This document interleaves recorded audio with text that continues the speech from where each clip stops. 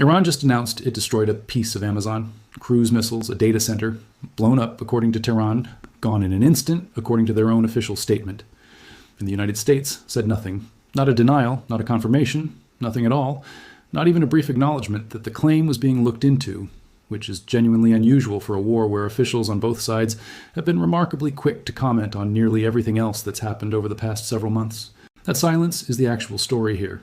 And by the end of this, you'll understand exactly why it might be more damaging to Iran's own credibility than the strike itself, and why the country that supposedly got hit doesn't even mention Amazon in its own account of what happened that night.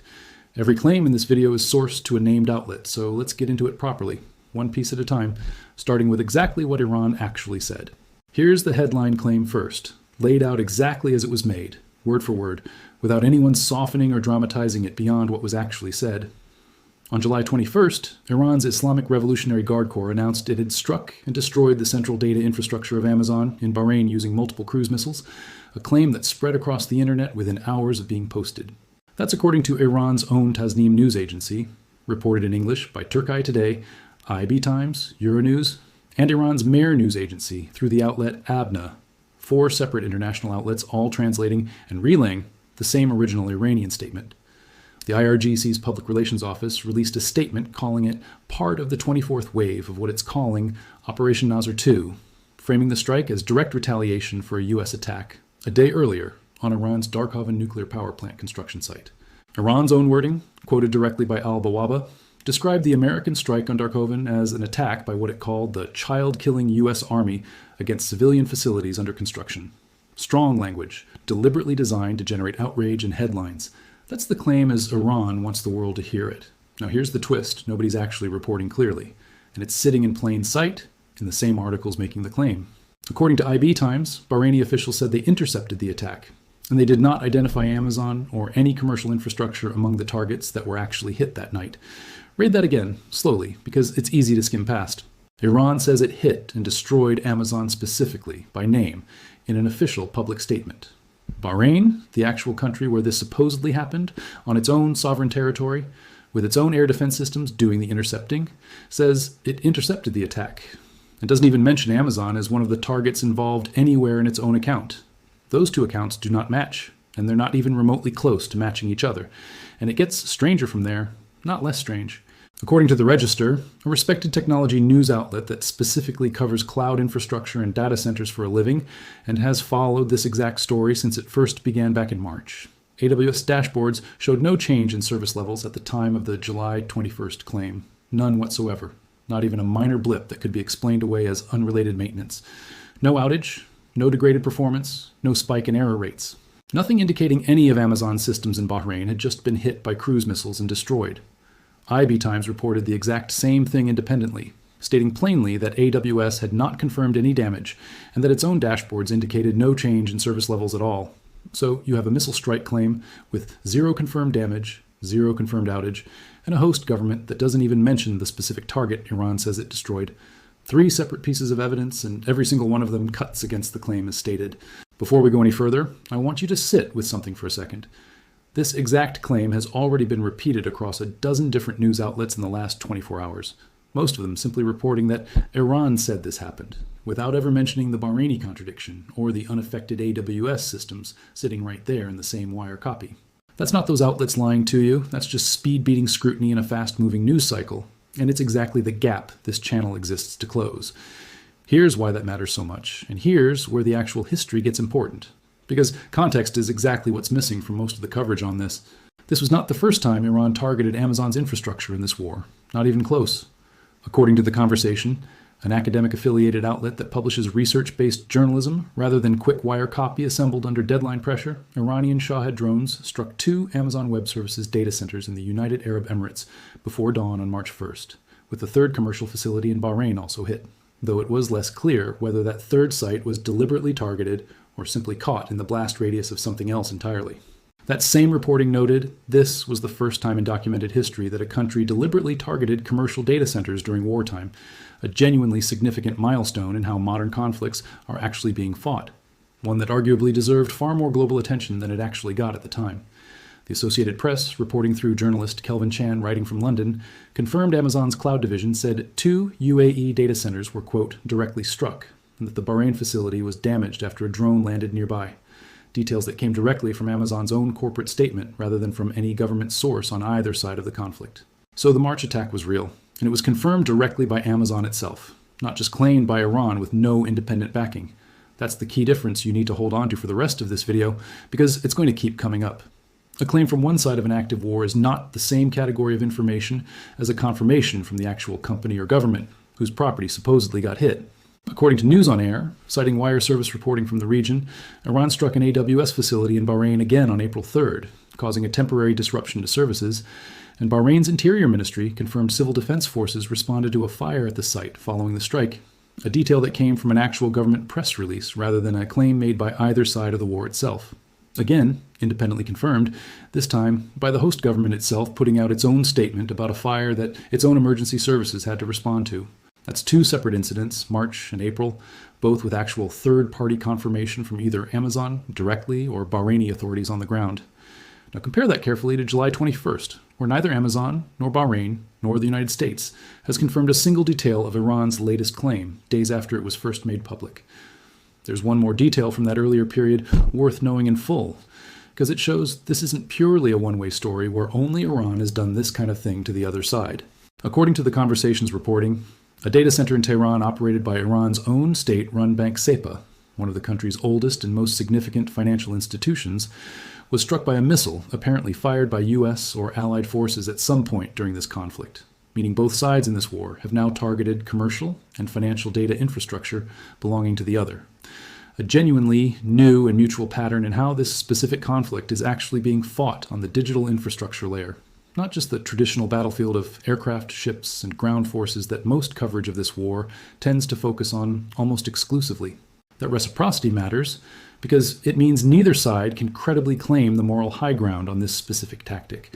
Both Washington and Tehran have now demonstrated a willingness to treat data centers, the physical buildings underpinning modern financial and commercial life, as legitimate wartime targets when it suits their broader strategic goals. If you're the kind of person who wants the difference between a verified strike and a wartime propaganda claim actually explained to you instead of blended together into one scary headline, hit subscribe right now, because that distinction is exactly what this channel exists to walk you through, strike by strike, claim by claim.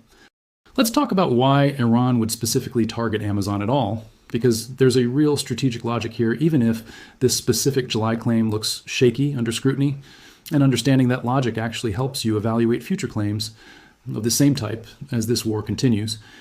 According to the Conversation's reporting, Iran's Islamic Revolutionary Guard Corps has publicly justified these attacks by saying the data centers support what it calls the enemy's military and intelligence activities, a justification it's repeated consistently across multiple separate incidents spanning several months rather than inventing a fresh rationale each time a new claim gets made. On March 31st, Iranian state media went further and formally designated 18 U.S. technology companies as legitimate military targets, a list that includes Amazon, Microsoft, Google, Apple, Meta, Oracle, Intel, HP, IBM, Cisco, Dell, Palantir, NVIDIA, Tesla, and Boeing, according to that same reporting confirmed separately by News on Air's own coverage of the original announcement at the time it was first made public. That's not a small symbolic gesture list. That's a declaration that essentially the entire American technology and defense industrial base is now, in Iran's own stated framing, fair game in this war, regardless of whether any individual company has any actual connection to American military operations in the region. Stop and think about that list for a second, because it includes companies that make consumer phones people carry in their pockets every day, companies that build search engines used by billions of ordinary people worldwide, and companies that manufacture actual fighter jets and military hardware, all treated as equivalent, interchangeable, legitimate targets under this single sweeping designation announced in one statement. That's either a sign of a genuinely expansive, deliberately maximalist war aim on Iran's part, or it's a sign that the designation itself is more about messaging, deterrence, and generating headlines than an actual carefully considered and militarily justified targeting list. And I think the July 21st Amazon claim we're examining today is a genuinely useful test case for figuring out which one of those two explanations is actually closer to the truth in practice, based on how it holds up once you check it against the evidence. Here's the detail that actually should give you pause, and it comes from researchers at Just Security, a respected legal and national security-focused publication that specializes in exactly this kind of policy analysis, cited directly in that same conversation piece covering the broader pattern. They noted the United States requires cloud computing providers to store government and military data within U.S. territory or on Department of Defense bases specifically, a long-standing regulatory requirement meant to keep sensitive information under direct American control at all times, meaning moving that kind of sensitive data to Amazon facilities in the Gulf region would require special authorization that those same researchers said they were not aware had actually been granted at the time of their reporting, based on everything publicly known about how this specific regulatory framework actually operates in practice. In plain terms, the actual American military and intelligence data Iran claims its targeting probably isn't sitting in these Gulf region data centers in the first place, based on the current publicly known regulatory framework governing exactly this kind of sensitive data storage. What's more likely, actually sitting there, running on the same physical servers, is ordinary commercial cloud infrastructure, the kind that powers everyday business operations, banking systems, airline booking platforms, and consumer apps across the entire region, for companies and governments that have absolutely nothing to do with U.S. military operations and never signed up to be caught inside anyone's war. There's also a detail worth adding here about the actual economic response to the earlier confirmed strikes, because it tells you something concrete about how seriously Amazon itself took the March damage when it was genuinely real. According to reporting on Amazon's own response at the time, AWS waived all usage-related charges for the entire month of March 2026 in its affected UAE region following those confirmed attacks, a genuinely significant financial concession for a company of that size to voluntarily make, one that costs real money and only makes sense as a decision if the underlying disruption to customers was real and serious enough to actually warrant that kind of goodwill gesture. That's a meaningful piece of independent corroboration for the March incident specifically, a major public company voluntarily giving up real revenue because its own infrastructure had genuinely been compromised and its customers had genuinely suffered as a result, which stands in genuinely sharp contrast to the complete silence surrounding the July 21st claim we're focused on today, where there's been no comparable gesture, no acknowledgement, and no indication whatsoever that any customer anywhere actually experienced any disruption at all, not even a minor one, buried in a routine service status update that nobody outside the industry would normally notice. Quick pause, because I want your take on this specific question before we move any further into the broader picture surrounding this entire claim. Drop a comment with the word real if you think Iran's July 21st Amazon claim is legitimate and simply hasn't been confirmed publicly yet for security or diplomatic reasons, or the word propaganda if you think this specific claim was invented or significantly exaggerated given everything we've just walked through together. Because I think the sourcing here points fairly strongly toward one of those two answers, and I genuinely want to see if this audience lands where the evidence seems to point. Let's zoom out to the day this all happened, because the Amazon claim didn't arrive in isolation. It landed inside a night of genuinely confirmed, much larger military activity that's easy to lose sight of when a single tech headline grabs all the attention. According to Reuters, reporting carried by the Detroit News and Kathmandu Post, U.S. forces bombed targets in southern Iran overnight on July the 20th into the 21st, hitting Iranian military command centers, maritime capabilities, missile and drone launch sites, and air defense systems, according to CENTCOM's own official statement on the operation. A statement that, notably, made no mention whatsoever of Amazon, Bahrain, or any commercial target of any kind. That was the 10th straight night of American operations against Iran, a genuinely sustained tempo that's easy to lose track of amid all the individual claims and counterclaims flying in both directions every single day. In direct response, Iran struck U.S.-linked sites across Bahrain, Kuwait, and Jordan, and a commercial oil tanker was hit in the Strait of Hormuz that same night. That same reporting noted Iranian state media said its forces also targeted accommodation facilities used by American personnel at Bahrain's Sheikh Issa Air Base specifically, a claim that, like the Amazon one, had no immediate confirmation from the U.S. military, Bahrain, or any independent source available at the time that report was actually published. President Trump had, according to that same Reuters reporting, publicly said Tehran would pay dearly for the recent deaths of American soldiers in earlier strikes, setting up exactly the kind of tit-for-tat escalation cycle that's defined so much of this war's second half, where every American loss generates a public promise of retaliation, and every Iranian claim of a successful strike gets amplified for domestic and international audiences, regardless of independent verification. This back-and-forth rhythm, strike, claim, counterstrike, counterclaim, has become almost predictable in its structure, even as the specific targets and technologies involved keep evolving and escalating in sophistication, from traditional airstrikes to sea drones, to now, apparently, claims involving commercial cloud infrastructure that may or may not have actually been touched at all. And here's a detail that actually deserves its own moment of attention, because it changes the entire regional picture well beyond just Iran and the United States.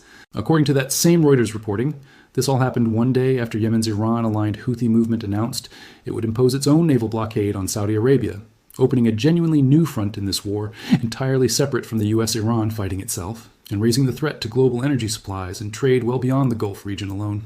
So, on the exact same weekend, Iran was claiming an Amazon data center destroyed.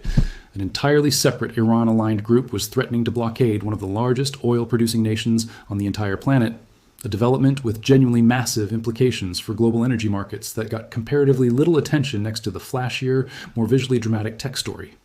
That same reporting also noted something that should reshape how you read all of this together, despite everything we've just covered about escalation and counter-escalation piling up night after night.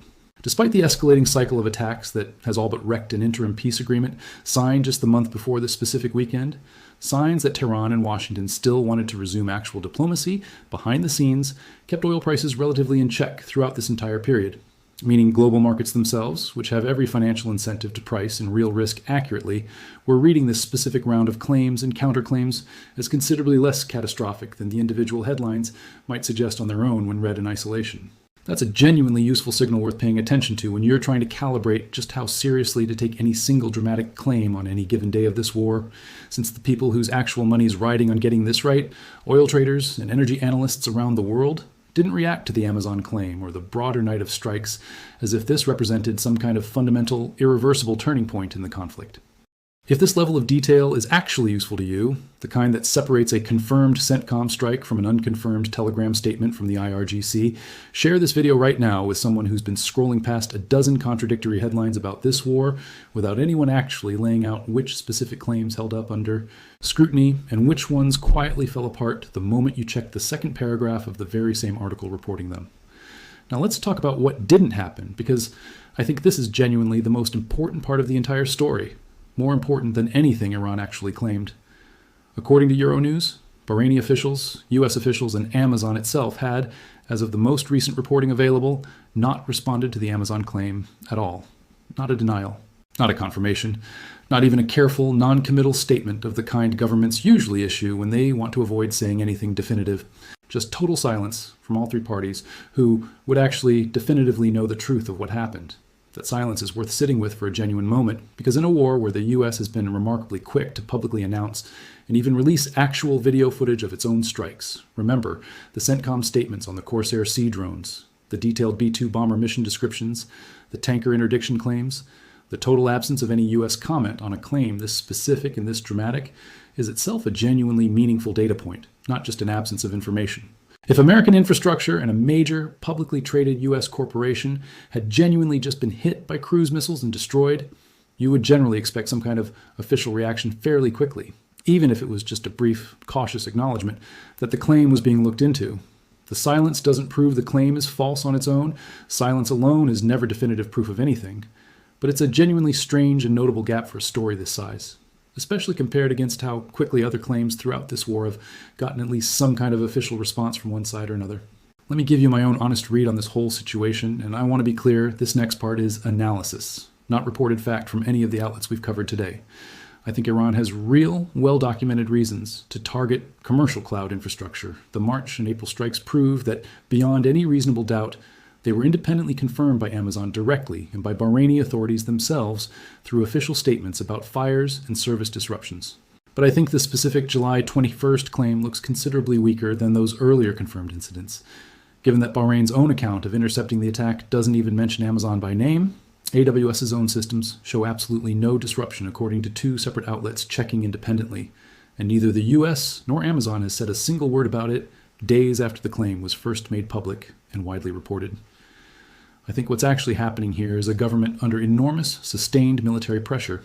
10 straight nights of American strikes by this point, using an information war tactic that costs it essentially nothing to deploy, announcing a dramatic-sounding technological win that plays well both domestically for its own population and internationally for sympathetic audiences abroad, regardless of whether that specific claim is independently verifiable by anyone, precisely because the earlier real strikes back in March and April already established Amazon as a plausible, believable target in the broader public's mind going forward.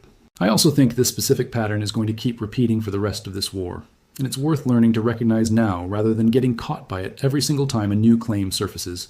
When a claim comes packaged with specific dramatic-sounding details, cruise missiles, central data infrastructure destroyed, but the host government's own account doesn't match those details, and the supposed victim systems show no actual disruption whatsoever. That's exactly the profile of an unverified claim, regardless of how many outlets end up reporting the claim itself as a straightforward headline without digging into the contradictions sitting right there in their own sourcing. Reporting that Iran claimed something happened is accurate, responsible journalism on its own terms. Treating that claim as confirmed fact, without noting the contradicting Bahraini statement or the unaffected AWS dashboards sitting in the very same wire copy, is exactly how wartime misinformation spreads, even through outlets that aren't deliberately trying to mislead anyone at all. I want to close on the human and economic reality underneath all of this, because it's easy to get lost purely in the question of what's confirmed versus claimed, and forget there are real consequences either way. Whether or not this specific July strike actually happened as described, the earlier confirmed attacks in March and April are unquestionably real, and they represent something genuinely new in how wars get fought in this era. Ordinary commercial infrastructure, the servers running banking apps and business software and consumer services across an entire region, becoming an explicit named battlefield target for the first time in documented history, according to researchers who study exactly this kind of conflict. That has real consequences for people who have absolutely nothing to do with this war. Businesses that suddenly can't process transactions during a critical sales period, hospitals relying on cloud systems for patient records, services that go dark for reasons that have nothing whatsoever to do with their own operations or decisions, all because the physical infrastructure they happen to depend on sits inside a war zone now, whether they ever consented to that risk or not. Think about what it actually means for a war to reach into a data center rather than staying confined to airfields and ports and traditional military installations that at least have some direct connection to the fighting itself. A missile strike on a runway affects a military's ability to fly planes, a clearly military effect against a clearly military target. A missile strike, or even just the credible threat and claim of one, on a data center potentially affects thousands of completely unrelated businesses and ordinary people simultaneously.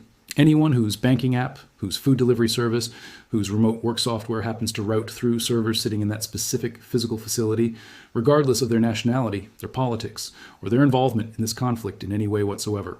That's a genuinely different kind of collateral risk than traditional warfare has typically created throughout history, and it's one more reason why getting the confirmed versus claimed distinction right in stories like this one actually matters beyond just intellectual accuracy for its own sake, because the practical consequences of believing an unconfirmed claim, panic among businesses, unnecessary service migrations, spooked customers, can ripple out in ways that have nothing to do with whether the underlying military claim was ever actually true in the first place.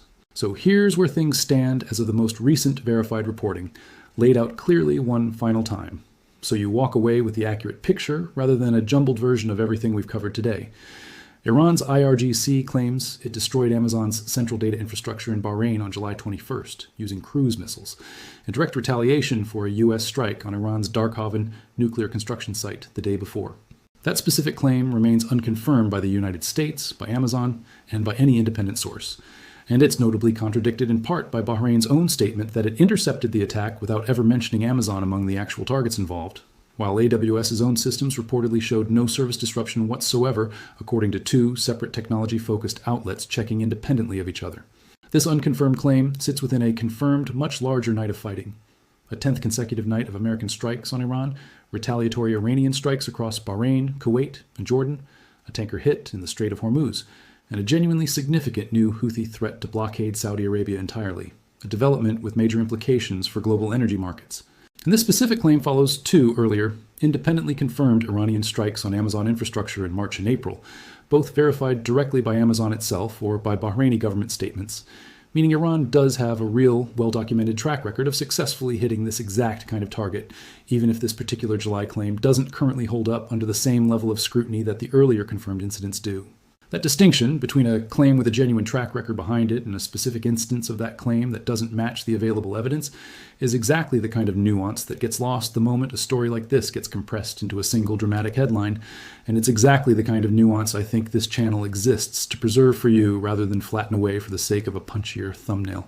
Thanks so much for watching this all the way through to the end. This is exactly the kind of story where the gap between what's claimed and what's confirmed actually matters enormously, and I think a war this consequential, one that's already reshaping how conflicts get fought in the digital infrastructure layer as much as the physical one, deserves that level of care instead of a headline that just repeats whatever the loudest claim happens to be on any given day. Stories like this one are precisely why I try to name the specific outlet behind every single detail, rather than just summarizing whatever version of events is traveling fastest online.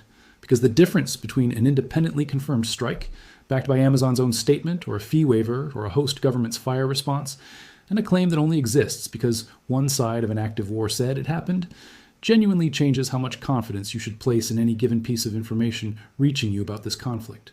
Make sure you're subscribed so you catch the next update the moment either side actually confirms or denies this specific claim. Drop a like. If breakdowns like this one help you separate real, verified reporting from wartime propaganda dressed up as breaking news, and share this with anyone you know who's been treating every single claim in this war as equally solid, regardless of who's actually saying it and whether anyone else has bothered to check. I'll see you in the next one, and until then, whenever you see a dramatic wartime claim anywhere, from this war or the next one, take 10 seconds and ask yourself the same 3 questions we just walked through together. Does the host government's own account actually match the claim? Has the supposed victim confirmed any damage at all? And is there any independent evidence beyond the word of one side actively fighting the war? Those 3 questions alone will tell you more than any single headline ever will. And they cost you nothing but a few extra seconds of genuinely useful skepticism before you decide what to actually believe and what to share with anyone else.